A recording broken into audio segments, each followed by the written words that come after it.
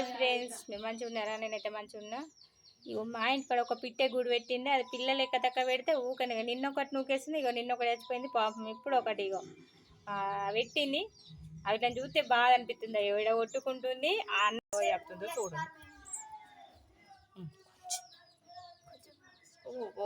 కొట్టుకుంటుంది. కొన్ని నీళ్ళు తీసుకురా.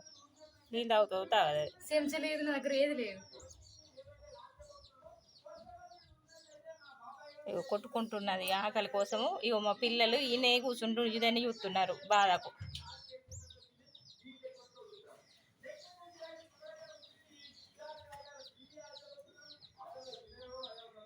చూస్తే బాధ అనిపిస్తుంది. ఇవిడ నోరు తెరుతుంది తల్లి కోసము. అదేమో పిల్లలు ఎక్కువే అలకించి నూకెత్తుంది. ఏం చేస్తాడో ఏమో అర్థమైతలేదు.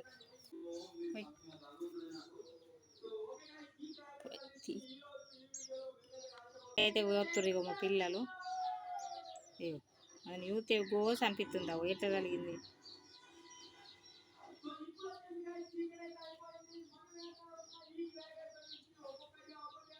నీళ్ళు పోతుండ్రు. అది రోజు ఒక పిల్ల నూకెత్తుంది అల్లగించి. దాన్ని చూస్తే బాధ అనిపిస్తుంది. వీటి మీదకి మనుషులే పోపు అనిపిస్తుంది. ఏం లేకపోయినా కానీ పిల్లలని అడకచ్చన్న బతికేచ్చు, కానీ వీడి ఈ పక్షులు జంతువులతో ఇదే బాధ. ఓహో దీన్ని చూస్తే గోచు అనిపిస్తుంది. కళ్ళు తీరలేదు ఇంకా కొట్టుకుంటుంది. ఏం చేస్తాడో దాన్ని ఏం చేస్తాడో ఎట్లా కొట్టుకుంటుందో చూడండి. అయ్యో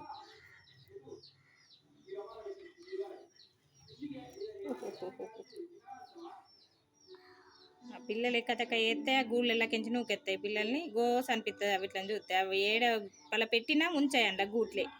వేళ మనము ఇట్లా గుట్ల ఉండి పోయి పెడితే అవి అస్సలు ఉంచాయండి. మళ్ళీ నూకి పారెత్తాయి, చంపెత్తాయి. ఇగో ఇగో పన్నది. దీనికి ఆకలి అయినట్లయింది, ముట్టుకున్నది. తినాకనే ఇక వండుకున్నది. ఇలా పెట్టి పెడుతున్నాం. ఇక బతుకుతుందా చచ్చిపోతుందా అని. బతుకుతేనేమో తిండి పెడతాం, లేకపోతేనేమో ఏం చేయలేము. ఇక ఇళ్ళనైతే పెట్టి ఉంచుతా. అది మొత్తుకున్నప్పుడల్లా అన్నం పెడతాం, లేకపోతే చనిపోతే వారేస్తాం. అంతే, ఏం లేదు అందులో. దాన్ని ఊతే కోసి అనిపిస్తుంది. బతుకున్న దాన్ని వారేసుడు అంటే సీమలు పడుతున్నాయి కింద వారేస్తా. అందుకని ఇలా పెట్టింది చూడు.